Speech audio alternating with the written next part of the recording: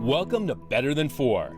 This week we're in breathtaking Brazil for the Copa International MTB.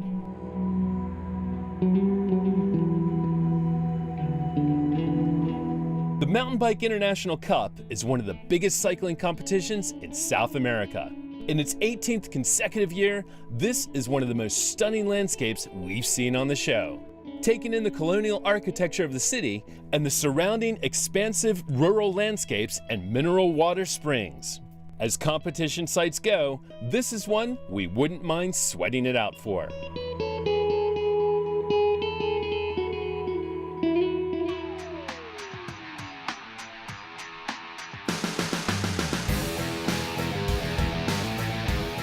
"1,200 athletes descend on the city of Araxá, Minas Gerais for the opening weekend of this 5-stage extravaganza.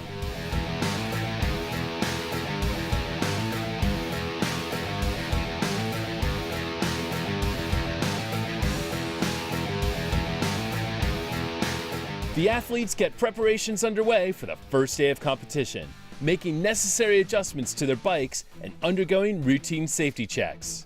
They also have the chance to warm up in the compound, as well as receive some free training on the rollers, which is a huge bonus for some of the amateur riders.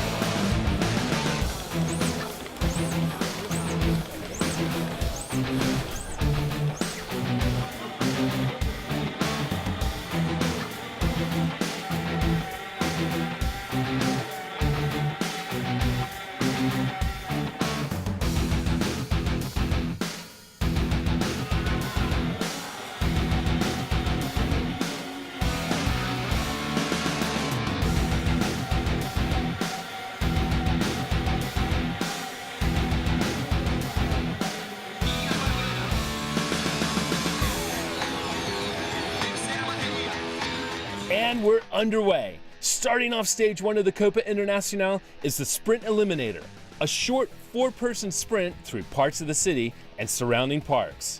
Starting off on the steep steps of the Taua Grand Hotel, the blistering speed must be maintained if the cyclists want to make it to the final. Blitzing through the course that goes between urban and rural terrain, let's check out some of the highlights of this race.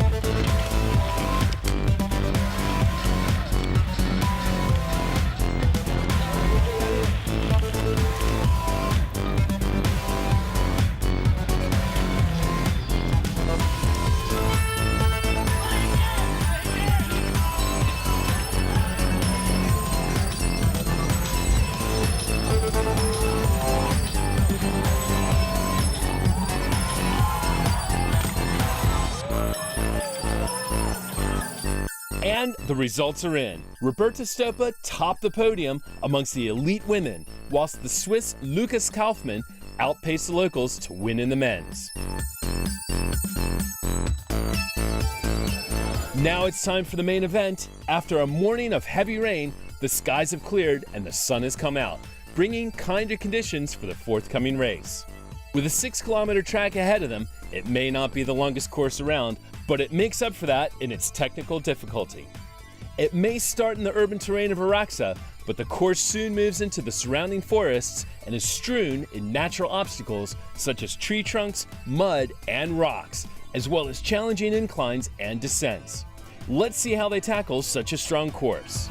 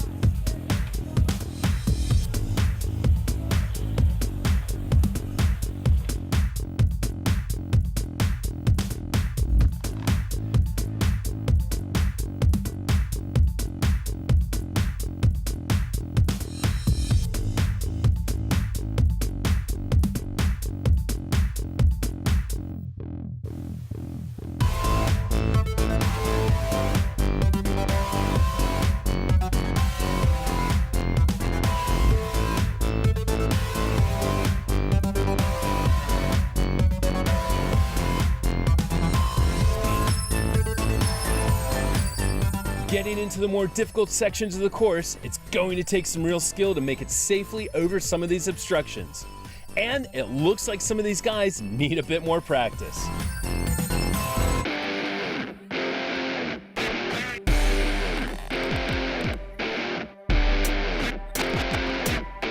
No wonder they're taking their time, and there are so many spectators at this part of the course.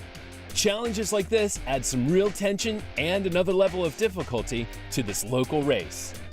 Attracting riders from all over South America and the world, it's no surprise that they want to take on the course as impressive as this one.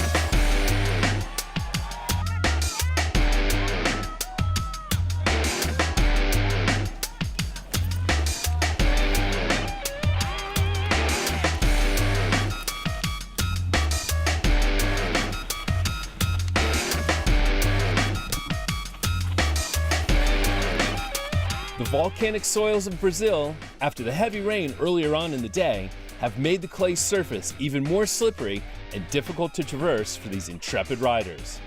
Safety and speed is key here, trying to keep a firm grip whilst also maintaining a strong position within the pack.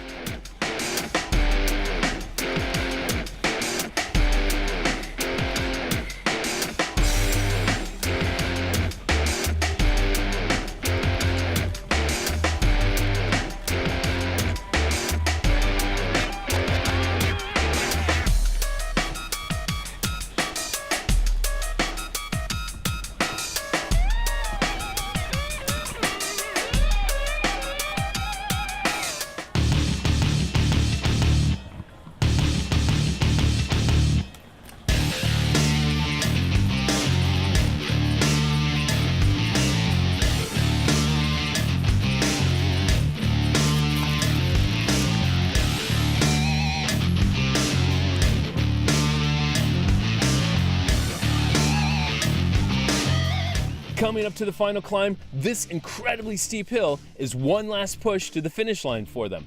But who is going to claim victory?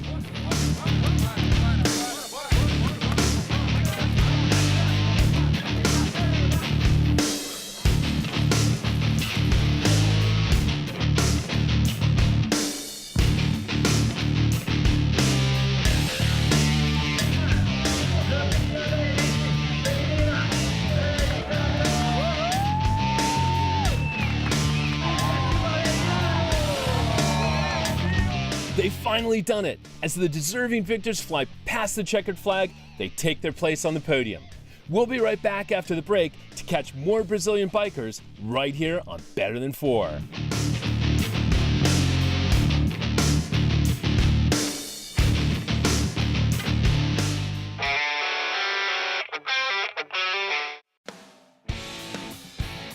Welcome back to Better Than 4. After a thrilling opening stage at the Copa Internacional de MTB, we have now arrived at the historic city of São João del Rei for Step 2. Under the shadow of the Church of St. Francis of Assisi, the riders arrive at the course to warm up and prepare for the race ahead of them. This is the first time that this city has played host to this event, the largest cycling race in Latin America. Just like last time, the athletes have had a chance to undergo any necessary tune-ups to their bikes, whilst also having some training on the classic static rollers. You can really tell the anticipation is building here.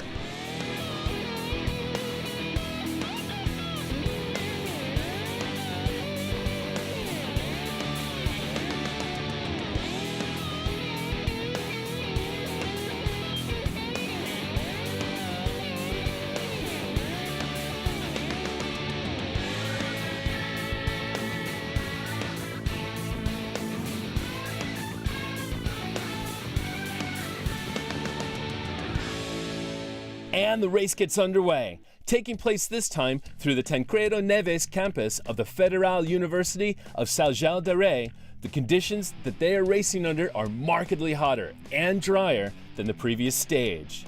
The blazing heat only making their sprint that much tougher. The course is very different too. With a much more urban landscape to traverse, it's a lot drier and subsequently incredibly dusty for all of the riders, which is yet another obstacle for these strong individuals. Let's see how they get on.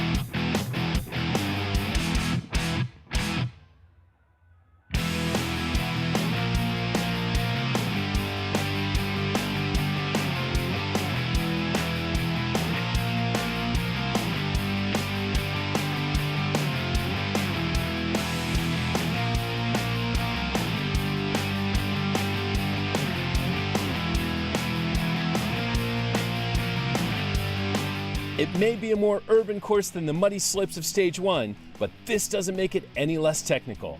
The course is designed to make its way through the campus, taking in some of the historical city center, and because of this, they will have to traverse the obstacles such as stairs and sharp inclines. At just over 6 kilometers, it is a similar length to Stage 1, and they are in for just as much hardship.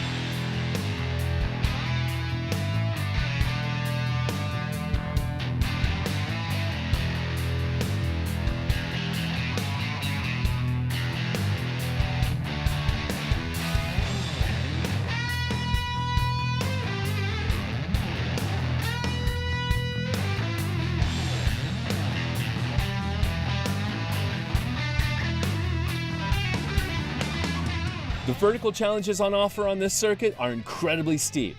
It's been designed to push the riders in short bursts with longer, flatter sections regularly interspersed with sharp inclines and descents. Because of the unpredictable nature of the course, it demands some real fitness to make sure they can traverse the hills at such speeds.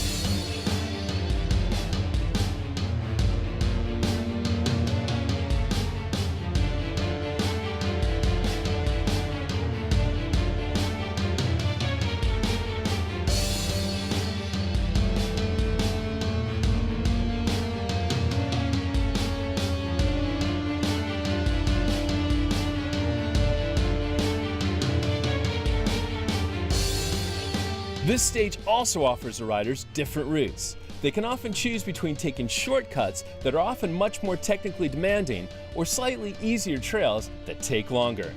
In the heat of the moment, these can make all the difference between making it onto the podium or not, if they can take the risk. It is snappy decisions like this that sets apart the pros from the amateurs. It also goes to show just how technically demanding this course can really be.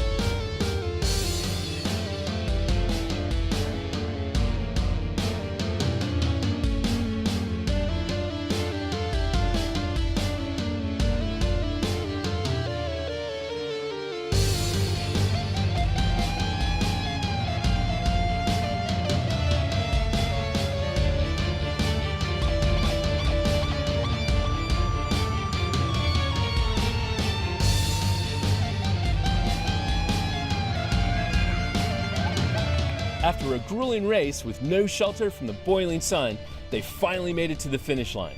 They can be proud of themselves for making it through such a tough course, no matter where they placed.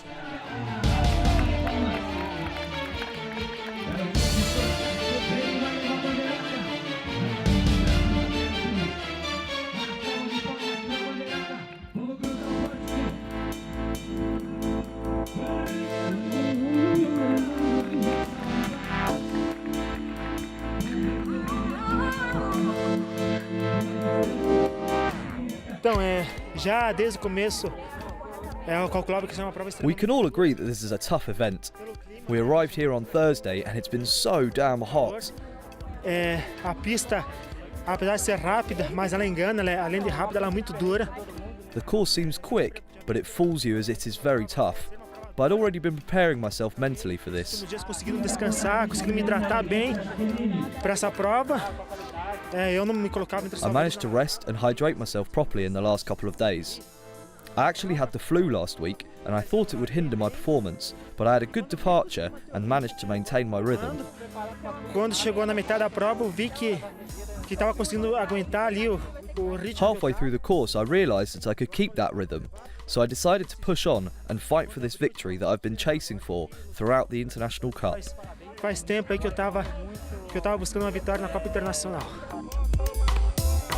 As the winners take their deserving stance atop the podium, the champions of the day are Isabella Lacerda for the women and Ricardo Scheidt for the men. Unfortunately, that's all we have time for this week on Better Than 4, so until next time, keep pedaling.